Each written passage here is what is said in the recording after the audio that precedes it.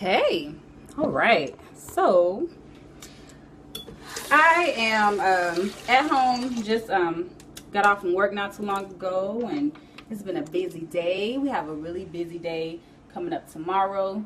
But I figured I'd welcome you into my kitchen. I guess you can see my kitchen behind me, my little world. Anyway, though, I'm cooking, and I'm excited about this whole cooking more thing. I've been cooking more for a while now, but today I'm making a pizza, a homemade pizza. I know, right? I'm making a homemade pizza, and it is with turkey grounds or whatever, I guess you could say. What is it? It's like, it's not ground beef, but it's ground turkey. I keep wanting to say ground turkey beef, but that's not what it is. Ground turkey. I'm gonna put some let's see, some Hunt's pasta sauce on there. I got some fresh bell peppers. I have this concoction that I make that's really good as well. Like, it's kind of my own weird thing, and I don't know how I came up and started making it or doing it, but it's really good. So it's onions and tomatoes, and then I mix in a little Greek dressing, I guess you could say. Let's see, it's in my cabinet. What am I mixing there? It is Greek vinaigrette, wishbone Greek vinaigrette, and I mix it in there, and it's really good with the tomato and the onions, and I kind of let it sit for a couple of days. It is delicious. So that's gonna go on this homemade pizza. I have this Hunt's pasta sauce, which I probably shouldn't use it, because it's like,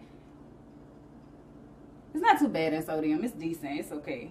Calories are low, but I really am watching what I eat as far as like non-GMO products and all that kind of stuff, which is really important for your health. But I say all that to say that I find cooking like pretty, hold on, that's showing my little vent. You know, the little vent thing you have above your oven. Yeah, that's not like the cutest thing to show. But anyway, though, so I have this pizza pasta that I'm gonna make, homemade pizza that I'm making. So I'm about to mix this marinara in with the turkey, ground turkey or whatever. So anyway, I have these spurts of wanting to cook and that whole thing. But anyway, so I'm thinking about, as I cook this wonderful fresh pizza concoction, and I like start to think about life in Chattanooga, and what does that mean for a lot of people. And for me, you know, I tell this story all the time that I'm from East Chattanooga, and that's important to me to let people know where I'm from, because, you know, it's a place that some people don't want to travel to. Some people also call home, and, you know, the whole nine. But we've had a lot of shootings and killings in our city. Some have taken place in the East Chattanooga area. And I feel, you know, Chattanooga's not that big. So, like, a lot of times when these shootings occur and they happen, the crazy part is, you know, a lot of the people, you know. You may have seen them in passing and crossing. I may have crossed paths with them. You know, whether it's the person that got shot, or you find out it's the person that's the alleged shooter. And, you know, I get to hear different sides of the story. And no matter what, people will try to justify anything. People will try to justify why they in gangs. People try to justify why they're shooting. People try to justify that there is help here, and, you know, people need to take advantage of the help that's available. And the biggest thing is making sure that people are aware of the resources that are available. Like, really, really in the know and aware. And so I'm blessed to be in a position where I get to inform people of what's happening, what's going on. So I get to inform people from all walks of life. People that need help, people that want to help, people that, you know, don't know they need the help. You know what I'm saying? So, with that being said, my goal is to make sure that people know that we have different things that are happening and that they can participate in. People want to be mentors. Be a mentor. Like, you know what really irks me the most? Like, what really irks me is people like, well, this is what we need to do to change, and this is what we need to happen, and all that kind of stuff. Shout out to Willie B Scratch and Sniff. It smells really good in here, as a matter of fact. But, you know, people talk about, like, all the things that they want to see happen. But what are you doing? You can't wait on other people to do stuff. And I am very thankful. I come from an amazing group of people. And I always have to do this. Like, I always shout out WCLG. A lot of people are like, what's WCLG? You know, what does that mean? And you hear me say it on the radio. You hear me do it on Facebook. Like, you hear me shout out WCLG all the time. And that's because that's my safe place. And what WCLG is, the World's Church of the Living God. That's the church I go to. Those are the initials or acronym or whatever you want to call it for the church that I go to. And so these kids and parents, take your kids to church. You know what I'm saying? I go to the World's Church of the Living God, Bishop W.C. Hunter. He is a true man of God. He really is. He's amazing. And the time and care that he has put into people and put into me. You know what I'm saying? Like, that's super important. And I don't think people really understand that you have to pour into people. You have to not see them where they are now, but see them where you want them to be. People don't do that, but people would love to complain about what's not being done, but they're not doing anything about it. And so I have people in my life, like my mother, my father. I'm walking around the house now, y'all. Shout out to my mother and father. My mother, Pamela. Hey, girl. She probably watching on her. You know, she was instrumental, strong woman. You know what I'm saying? And she just makes it happen. Like, no matter what, she is a mover and shaker. Whether we had it or didn't have it, she like made it happen. You know what I'm saying? And I think, I just love it. Hey, Jamal. Kenneth Henderson, aka Kenny, corrected my English. This is not politically correct. This is Nori in her kitchen. Hey, Jacoby boo. You know, so I think it's important that I had my mother as one of those people who I could really lean on. My father, Bron Hurt. Shout out to my dad. My dad is amazing. And the crazy part is, and let me say this, because I come from a single parent home, and when people think single parent, one of the first things that they think is like the other person wasn't involved or didn't want to be involved. That's not the case. I'm trying to get this to stand up and they like want to leave. But that's not the case at all. Sometimes it takes a while for parents to get on the same page. You know what I'm saying? And that's like what happened with my parents. It took them a minute. I don't know what I just did. Anyway, though, it took them a minute to like get it together. And I see that with a lot of, and I'm all over the place with my conversation, but hopefully this helps somebody. But I see that with a lot of young parents. Child, I can't get this video together. I see that with a lot of young parents. They are trying to figure it out. And unfortunately, while the young parents are trying to figure it out, the kids are caught in the crossfire. And sometimes they don't get it right. Sometimes they don't get it right until, you know, later on in life. I know it is taking me a while to stand on my phone. I'm like really working to stand this phone up. Rakia, what up, homie? I am cooking ground turkey pizza with some marinara and some this concoction that I made with some tomatoes and onions and bell pepper. It's gonna be really good with some mozzarella cheese, and it's gonna be delicious. That's the food, FYI, for those that are joining late, what I'm cooking. But anyway, though, I say all of that to say, you know, sometimes it takes parents a while to get it together. And that's okay if, you know, it take a while. But keep in mind, while parents trying to get it together, these kids out here suffering. And honestly, my honest opinion, the phone is standing. Whew.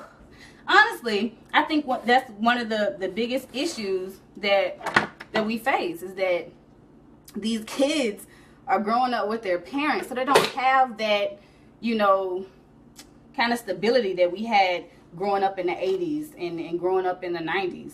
To be honest, it's unfortunate, but it's true. So even though my parents were, you know, growing up and working it out and trying to get it right, and, you know, unfortunately they divorced, they still were there for us no matter what. And I think, like, these younger parents, they don't put aside their differences to get to the point of, we got to raise these kids. No matter if I like you right now or not, let's raise these kids. And so you have all of these kids all over the place doing whatever the hell they want to do.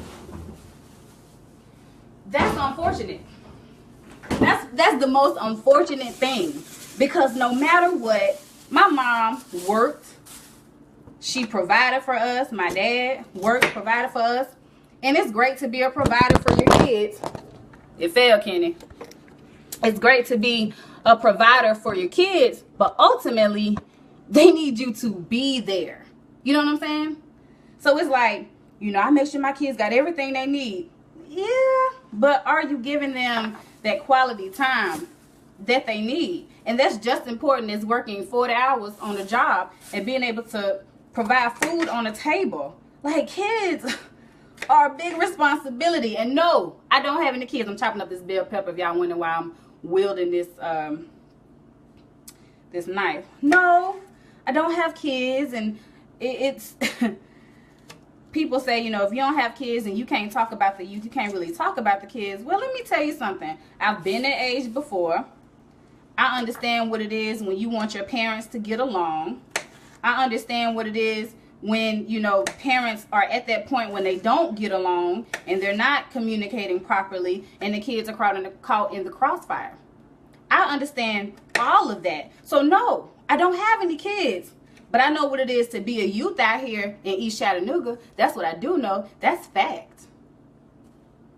What I do know is that as much as these parents are blaming people for not having resources and not providing. Yes, I want kids, Amar. I do want kids. I want a whole bunch of kids. I want to give my husband a whole bunch of babies. But anyway, that's a whole nother subject. But the point is, you know, a lot of times my mom did not have a whole bunch of money to give to us. But what she did do, and some people like, oh, it's gross to go to the Chickamauga Dam. She took us to the Chickamauga Dam. She made us sandwiches.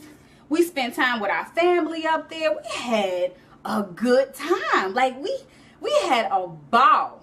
You know what I'm saying? My BFF Kenny, he's back, and I've had some issues with his kids, but it's good. It's good. I love them Henderson boys. I love them Henderson kids. But my mom didn't have a lot of money, but she did what she could. And she took us to the lake and we spent quality time with her. My dad would come up there. I mean, we just had fun times with the family. And what a lot of people don't understand in the black culture, to sit on a porch and to play cards with your family, child, that is living. That is having a good time. And don't let nobody break out that grill.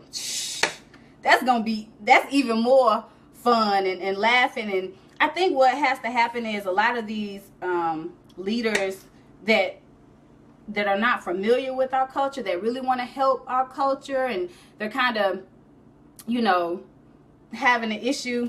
You got to understand where these kids are coming from. You can't make suggestions and recommendations and you don't know who you're dealing with. And so with that being said, you know, I have the honor, and over the last couple of weeks, I've really been able to understand, like, why leadership is so important to these young people. And when, not that, you know, I'm proud of people getting positions and, you know, appointments and all these wonderful accolades, but when it's all said and done, you got to give Whew! My phone almost fell in the dishwater. That would have been a tragedy. Anyway though, whew. This is real life, live in the kitchen with Nori, and phones are falling. Child. Oh, Lord. Let me try to prop this up again. See, God knows I'm speaking the truth. The devil is a lie. This phone does not want to stay propped up. I can cook. Hey, Mo. can cook. I'm cooking a homemade pizza right now. Thank you very much. Hey, Sarah, that's my sis. So anyway, you know, it's a lot that can be done, and I do want to revisit this subject once again. I'm having all kind of issues with this phone. Hey Dario, I'm cooking a homemade pizza with some ground turkey and some bell pepper, onions, tomatoes, some marinara, and some cheese. So that's what I'm cooking. Everybody checking in like, what's she cooking? Let me try to find another angle for this. Okay. I'm like stacking stuff, trying to get this right. Bless y'all little hearts that are tuning in. Hey! Alexandria. I'm gonna have to hold this. Good thing I finished with my bell pepper. So, long story short, you know, you got to understand where these kids are coming from before you can ever try to provide a solution for kids that you are not familiar with. You know what I'm saying? And so that's one of the biggest, I know I can't keep the list, I can't keep the phone up. That's one of the biggest issues that we run into. And now keep in mind, if you want to work with these kids, if you're trying to really have an impact and work with these kids, you can't be out here doing God knows what, talking about you want to be a leader and a role model. So if you're trying to help the youth, then what you need to do is make sure your life makes some sense to the youth, because they are going to question your lifestyle, how you living. All of that matters. Like, it really, really matters. So it's so many people that want to help the youth, but your whole situation is completely out of order. That's not how this goes. Now, please understand me when I say this. And, oh, I think I got it. No, I don't. It's falling. Anyway, please understand when I say this, you know, a lot of these kids, you really got to meet them where they are at. You know what I'm saying?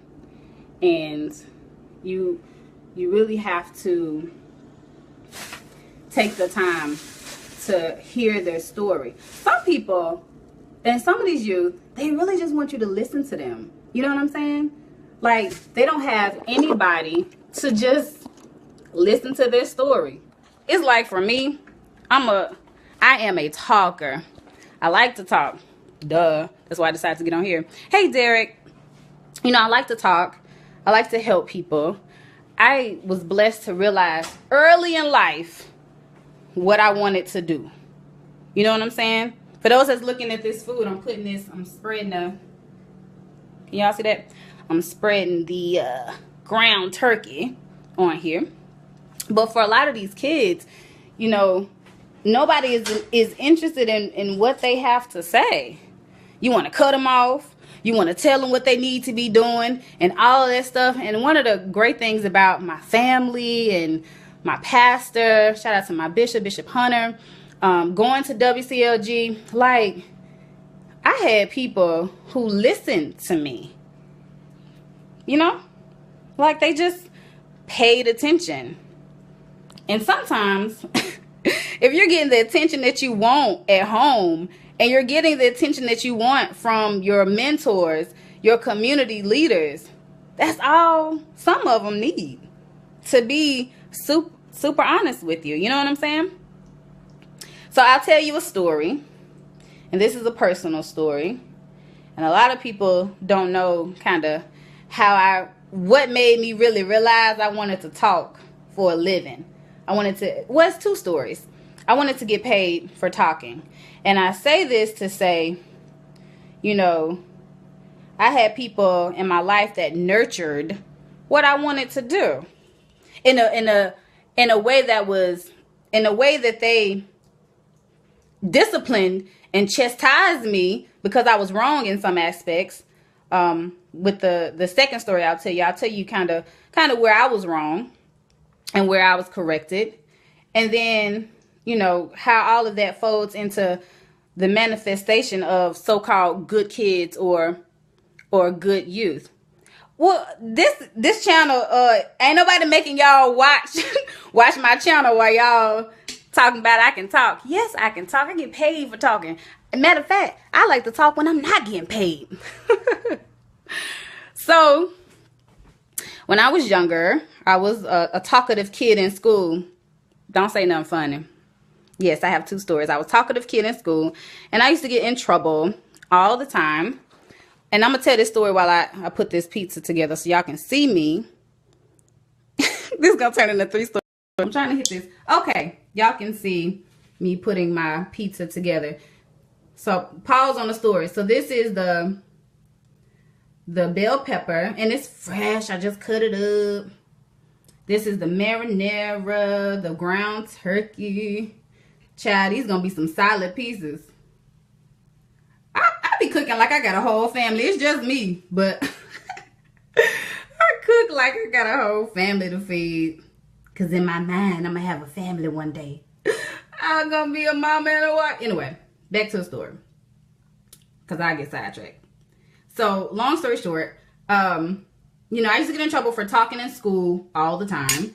And I remember one time I got in trouble. My mom, she came to the house. She came home and she said, listen, if you're not getting paid for talking, then shut up. Those were her exact words. And, you know, I was in trouble in school. Like, I didn't want to do what the teacher said.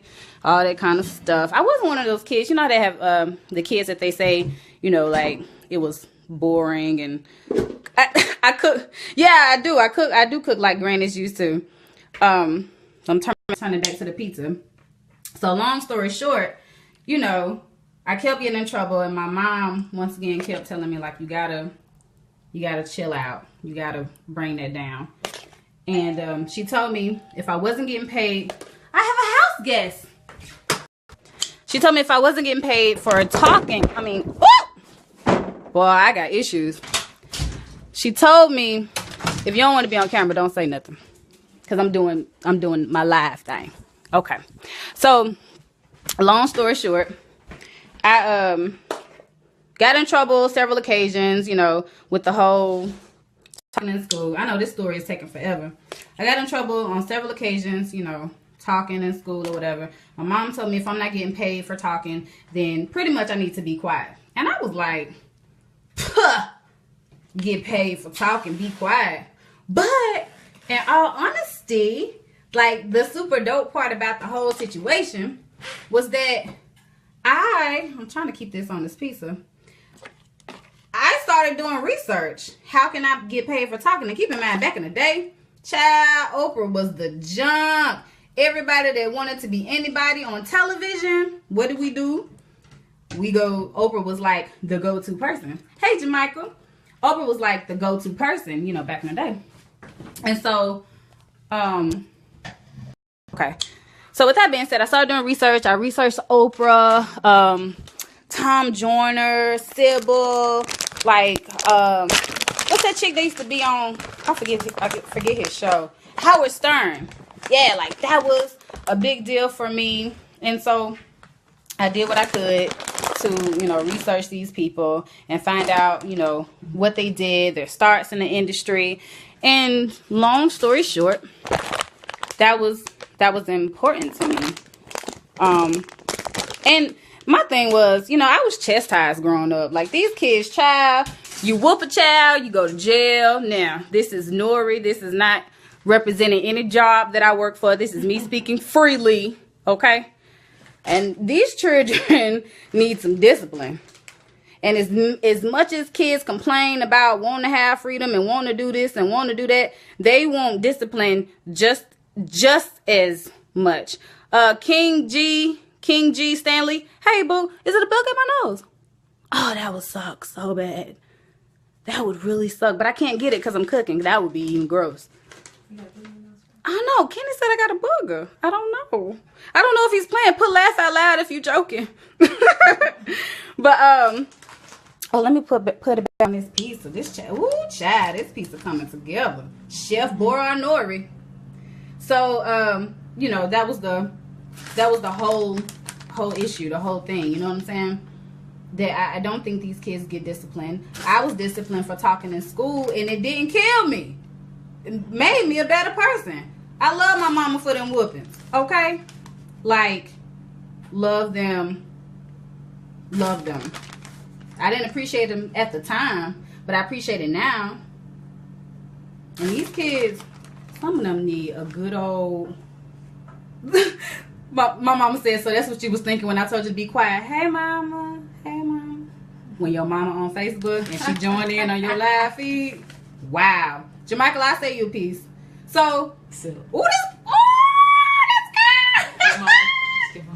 She's cooking a, hey, Demonte, that's my nephew, y'all. I am cooking this pizza, and I feel good. I'm about to pop it in the oven and let it sit. And it probably went from healthy to non-healthy. It's a lot of cheese. When I when I put all this cheese on there.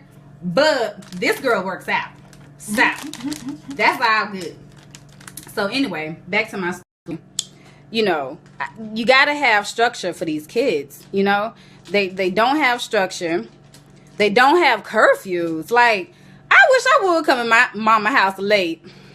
Let me tell you something. It just wasn't happening growing up. I appreciate it because now as an adult, guess who don't be out all hours of the night? And if I do be out all hours of the night, I'm with the right group of people. Child, I'm gonna have to come back and show y'all a piece. Let me just. Yes, child, look at that. Woo! I'm so proud of myself. But I say all that to say, you know, I absolutely care about these kids, and I have programs that I'm excited to implement. That's gonna start this summer. Hey, Marquita. Hey, Mashonda.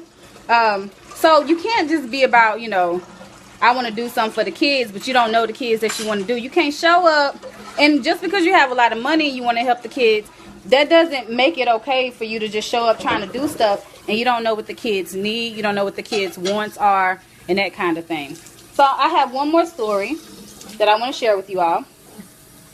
And this story is when, I guess I should have told the stories in different orders, but no, it's not stuffed crust. It's a flatbread.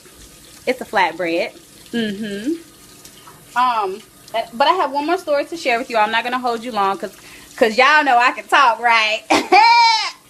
I will keep talking. Y'all keep commenting and keep these viewers keep showing up. I keep talking.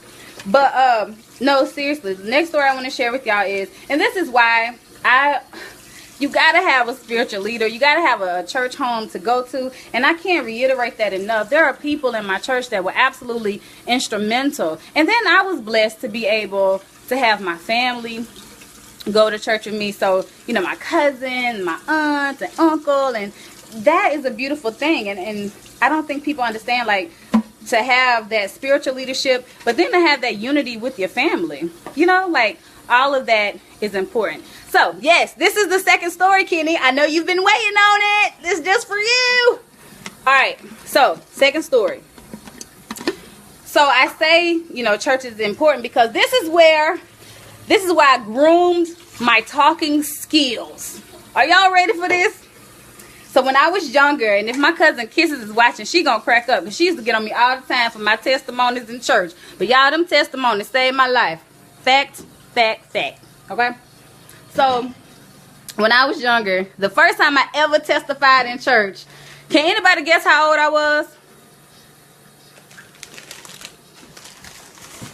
Okay. I was 5 years old. Five fingers. When I gave my first testimony in church. Child, let me tell you, can I take y'all back? I'll never forget it. Y'all know how them little infomercials come on late at night?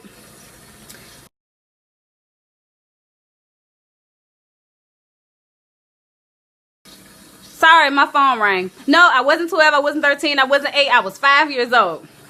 Ma, you close. Have I told you this story already?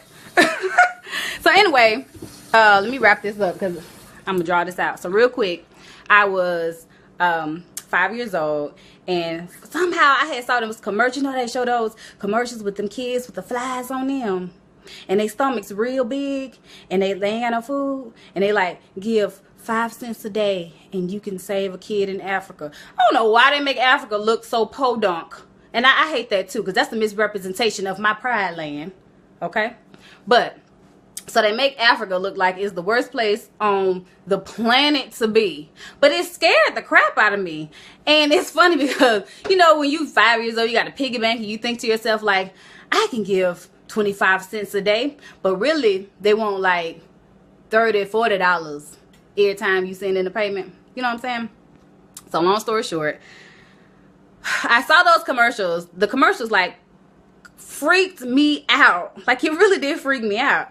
And so I decided, I was like, you know, I want to thank God for blessing my life, that I'm not one of those kids that don't have food. I appreciate my parents, that whole nine.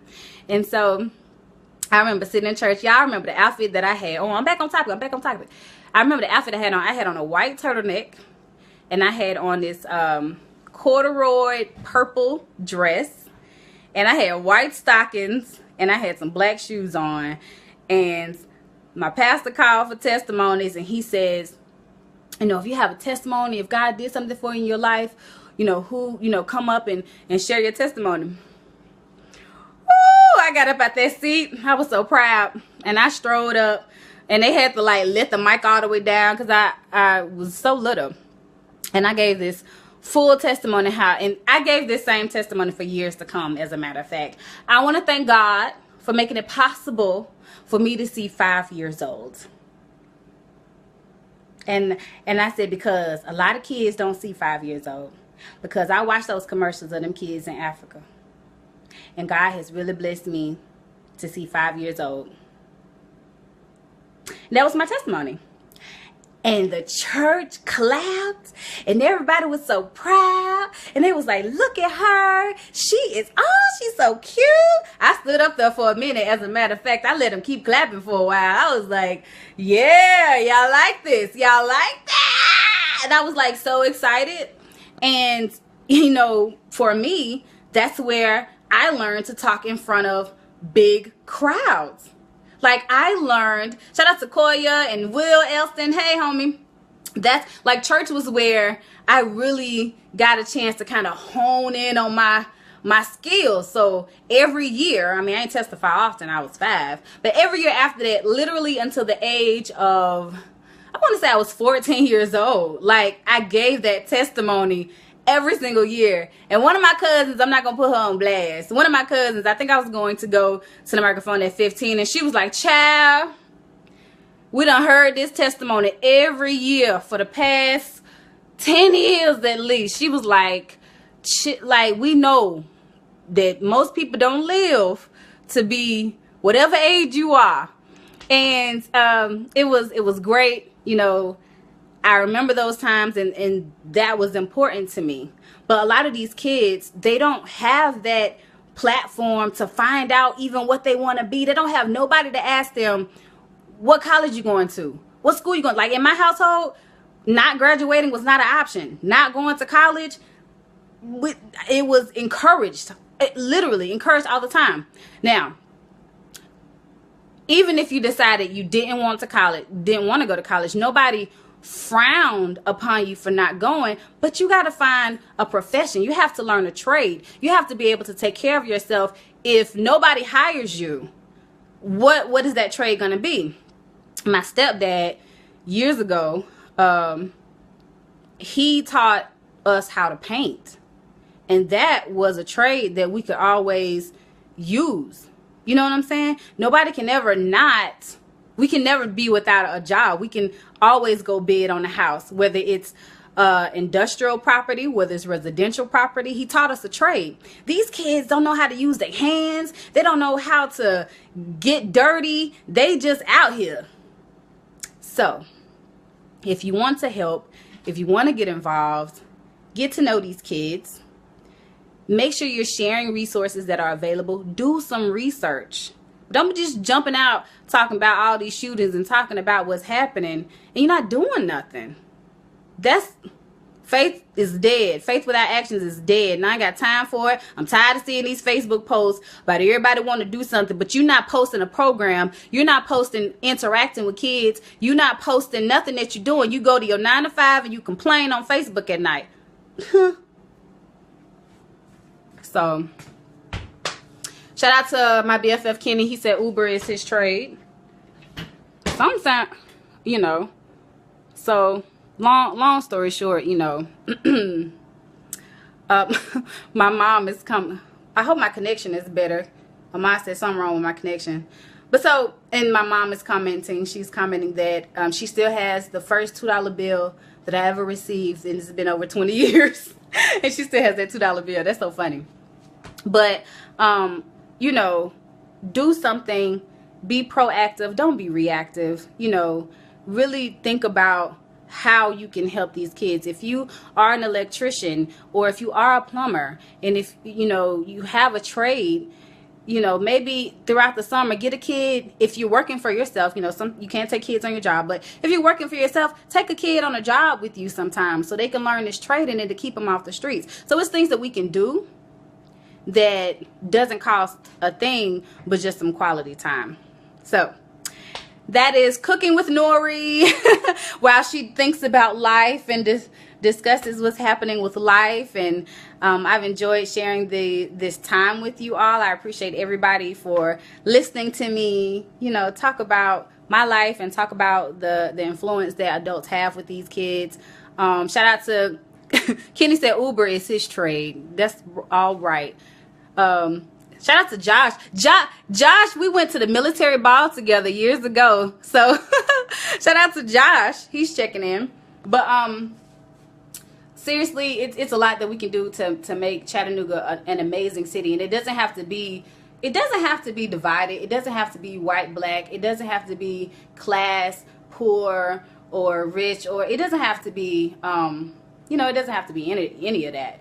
To be honest with you, it really can be people helping people. And I'm all down for people helping people, but ultimately, you know, it has to be a real care and concern.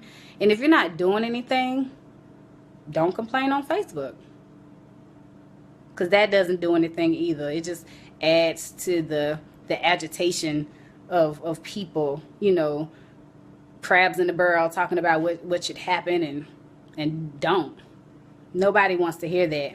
But shout out to the people that are running for seats and that are making a difference and being the change that we need, from people that are interested in running for city council that have never considered running for city council, people that are interested in you know, school board seats, people who are interested in Senate seats, people who are interested in doing something. And so the cool thing is, you know, no matter who win, you know, we need people who are going to help people that need help and not just help their friends or help themselves. As Kenny so eloquently say, each one teach one. And so this is great leadership. They are leading by example. They're saying, hey, you know, our neighborhood association is doing something, and they're putting together programs and events, and they are becoming mentors, and they're out and they're doing stuff. Like, kudos to those people. That's who I pay attention to. That's who makes a difference. That's who's important. People who are doing the work. So do the work. And I've enjoyed this time with you, and I'll take a picture and post the finished product of my pizza after it's out of the oven. So, mwah. Thank y'all so much for your time. Everybody have a good evening. Holla at your girl. Tell your friends about me. Hey, Jermaine. How you doing? That's my cousin husband. And he my cousin and my friend. Okay. I'm out. Bye, y'all.